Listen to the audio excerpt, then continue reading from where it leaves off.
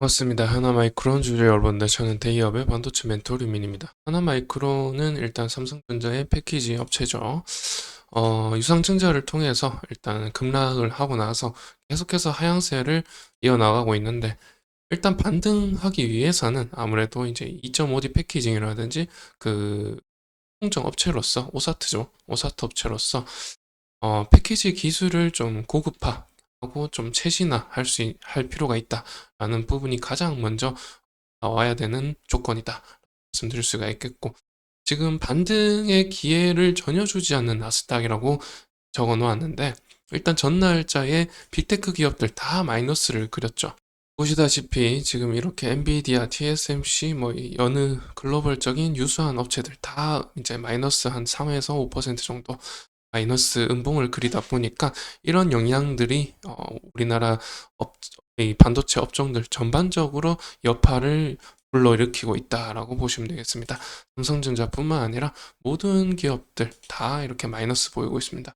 여기 보시다시피 전기전자 쪽에서 지금 양봉 보이는 곳은 전력이라든지 2차 전지 쪽밖에 없고요. 나머지 다 음봉을 보여주고 있죠. 이렇게 빅테크들이 이제 마이너스를 보이다 보니까 나스닥도 이렇게 큰 음봉을 그리고 있고요. S&P 500도 마찬가지입니다. 그러면 이렇게 음봉을 그리는 이유를 말씀드려야 될 텐데, 그 이유를 말씀드리기 전에 우선 어제 그 CPI 지수가 발표됐습니다. 3.0으로 이제 둔화되는 모습을 보여줬는데, 이렇게 CPI 지수가 마이너스 이제 3%로 이렇게 되고, 또 지난주에는 실업률이 4.1%로 증가했죠. 실업률이라는 것은 물가와 정반대로 움직입니다. 그렇기 때문에 물가가 하락했다는 반증을 보여주고 있는 것이고, 여- 결과적으로 소비자 물가가 3%로 하락했죠. 이렇다 보니까 9월 금리 인하 심실리 인하라는 타이틀을 달고 있죠. 이렇게 금리 인하 가능성이 나오면은 사실 주가는 반등해야지 되는데, 그런데 왜 이렇게 주가가 빠졌을까요? 지수가 빠졌을까요? 일단 거기에는 네 가지 이유로 저는 꼽고 있습니다. 일단 첫 번째 이유로 24년부터 1월 달부터 이렇게 좀 나타내고 있는데, 여기서 기간 대칭을 좀 볼 수가 있죠. 이렇게 기간적으로 3개월마다 이렇게 기간 대칭을 보여주고 있는데, 4월 달부터 이렇게 하더니 이제 중반부터 다시 반등했죠. 그리고 이 7월 달이죠. 7월 달, 6월 달 지나서 7월 달부터 이제 가격 조정이 일어나면서, 기간 대칭 가격 조정 일어나면서 이제 다음 주까지 좀 추이를 지켜볼 필요가 있는 게, 바로 이런 대칭적인 움직임이 나타날 수 있어서 다음 주까지 좀 지켜봐야 된다. 그러면은 결과적으로 말씀드리면은, 이렇게 기간 대칭적으로 가격 조정이 일어나면은 다음 주까지 반도체 업종들, 우리나라 업종들도 기간 대칭적으로 가격 조정 여파를 맞을 수 있다라는 말씀을 드리는 겁니다. 이런 부분들을 미리 알 수 있는 것이죠. 이런 식으로 보시면 되겠고, 또 이제 하나의 이유가 아무래도 이렇게 크게 올랐었죠. 6개월 동안 올랐습니다. 그렇다 보니까 밸류에이션이 너무 높아진 거죠. 아까 보셨던 빅테크들 대부분 이 퍼가 40배가 넘죠. 그렇다 보니까 너무 고평가다라는 인식의 가격 이제 조정이 있는 것이다라고 이렇게 볼 수도 있겠는데, TSMC 같은 경우 최근에 영업이익률이 30% 증가했습니다. 그런 부분들을 봤을 때 빅테크의 실적 부분이 어닝 쇼크가 나오지는 않았다는 말씀을 드릴 수 있죠. 그런데 이 어닝 쇼크는 안 나왔는데 30%밖에 증가하지 않았나라는 부분이 다소 실망 매물이 발생할 수 있는 부분이었다라고 보시면 되겠습니다. 그래서 실망 매물도 좀 있었을 것 같고요. 그리고 이제 세 번째 이유로 꼽는 것이, 지금 3개월마다 이렇게 가격 조정이 일어났죠.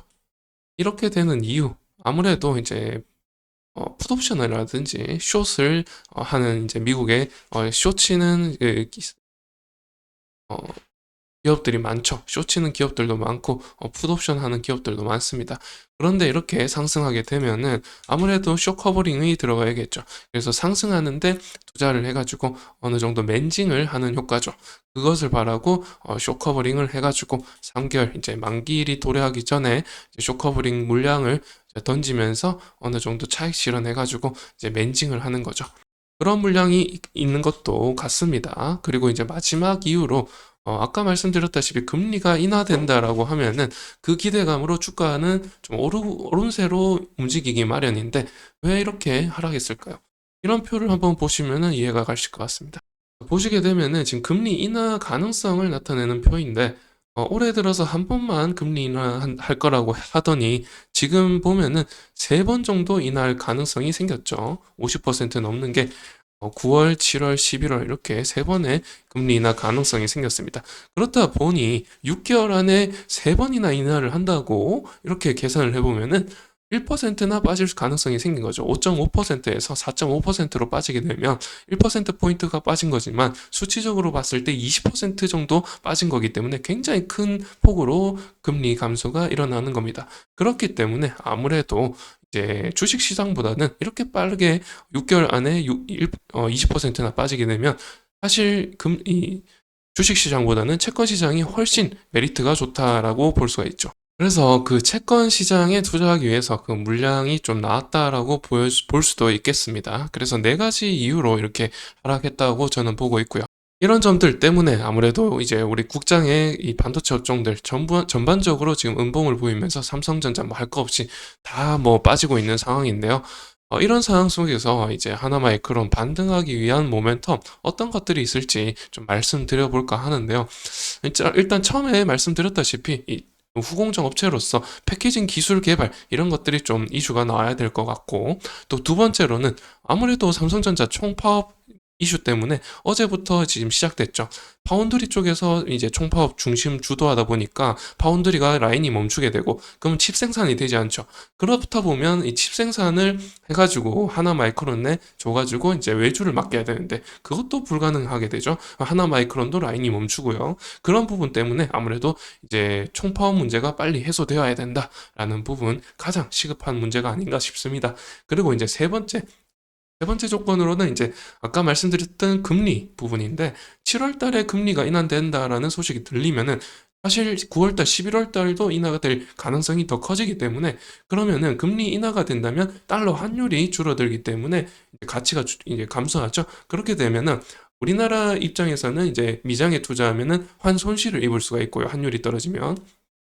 반대로 한 차익을 위해서 외국인들이 국장에 이제 코스피, 코스닥 종목에 투자할 가능성이 높아집니다. 그런 점들을 좀 바라볼 수가 있는 그런 기대감이 있기 때문에 7월 달에 그 금리 인하 소식이 좀 실질적으로 이루어진다면은 굉장히 좋지 않을까 생각이 들죠. 그런 점에서 이제 그런 이슈들 함께 찾아보시면서 또 이제 저 같은 경우도 이렇게 영상을 찍기 위해서 계속해서 이제 민감하게 보면서 이슈를 찾으면 바로바로 즉각 알려드리기 위해서 이렇게 영상 촬영하도록 할 테니까요. 그럼 다음 영상에서 또 새로운 이슈 가지고 찾아뵙도록 하겠습니다. 시청해주셔서 감사드립니다.